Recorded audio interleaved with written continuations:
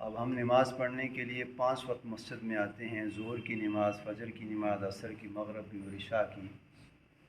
لیکن ہم نے دیکھنا ہے کہ ہم مسجد میں داخل ہو رہے ہیں، آیا سنت کے مطابق مسجد میں داخل ہونا کیسے ہے،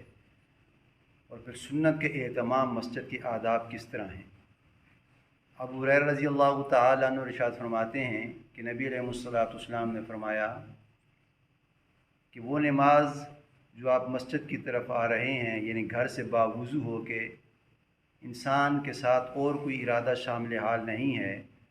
گھر سے وضو کیا اور مسجد کی طرف آ رہا ہے، تو نبی علیہ الصلوۃ والسلام نے فرمایا کہ وہ نماز 25 درجے المضاف ہوتی ہے، یعنی اس کا ثواب گھر کی نماز سے ڈبل ثواب بھی زیادہ ہے اور فضیلت بھی زیادہ ہے۔ تو اللہ کے محبوب نے فرمایا کہ اب اس نے گھر سے وضو کیا اور مسجد کی طرف وہ آ رہا ہے، جو قدم اس کے اٹھیں گے، یعنی گھر سے آیا مسجد کی طرف، اللہ کے محبوب نے فرمایا کہ ہر قدم پہ اللہ اس کے گناہ کو معاف فرما دیتے ہیں اور ہر قدم پہ اس کا اجر لکھا جاتا ہے۔ اب یعنی آپ گھر سے مسجد کی طرف آئے تو یہ ثواب آپ کا لکھا گیا، یہ تو پکی ٹھکی بات ہے۔ پھر نبی علیہ الصلوۃ والسلام نے مسجد میں داخل ہونے کی آداب بیان فرمائی ہیں کہ آپ نے مسجد میں جب آنا ہے اس کا طریقہ کیسے، یعنی مسجد کے اندر آپ نے داخل کس طرح ہونا ہے۔ تو فقہا فرماتے ہیں کہ اس کے داخل ہونے کا طریقہ یہ ہے کہ آپ کا ایک بایاں پاؤں ہے اور ایک دایاں پاؤں ہے۔ اب جب آپ نے مسجد کا جو دروازہ ہے آپ نے اس کے اندر داخل ہونا ہے، تو فقہا فرماتے ہیں کہ آپ نے بایاں پاؤں پہلے اپنے جوتے سے نکالنا ہے۔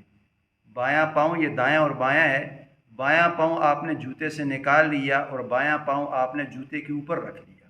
یعنی بایاں پہلے پاؤں آپ کا نکلا، پھر اسی بایاں جوتے کے اوپر آپ کا بایاں پاؤں آ گیا، پھر آپ نے دائیں پاؤں کے نکال کو مسجد کے اندر داخل کرنا ہے، یعنی بایاں پاؤں پہلے نکلا جوتے کے اوپر آ گیا، دایاں پاؤں نکلا جوتے سے، یہ دایاں پاؤں آپ کا مسجد میں داخل ہو گیا۔ اب یہ دوسرا مسئلہ یہ ہے کہ اب بایاں پاؤں جو آپ نے جوتے سے نکالا ہے، جوتے کے اوپر رکھا ہے، لیکن آپ نے دیکھنا ہے کہ جوتے کے اوپر کوئی گندگی غلاظت تو نہیں ہے، اس لیے کہ آپ دیکھتے رہیں کہ یہ سنت طریقہ ہے، میں نے سنا اس طرح ہے کہ بایاں پاؤں نکالنا ہے، پھر جوتے کے اوپر رکھنا ہے، پھر دایاں پاؤں نکال کے مسجد کے اندر داخل رکھنا ہے۔ اب یعنی بایاں پاؤں نکال تو لیا آپ نے جوتے سے، لیکن جوتے کے اوپر گندگی ہے، کوئی غلاظت لگی ہوئی ہے، پیشاب کے چھینٹے لگے ہیں یا گوبر لگا ہوا ہے، آپ نے اس کے اوپر رکھا ہے تو آپ کا پاؤں تو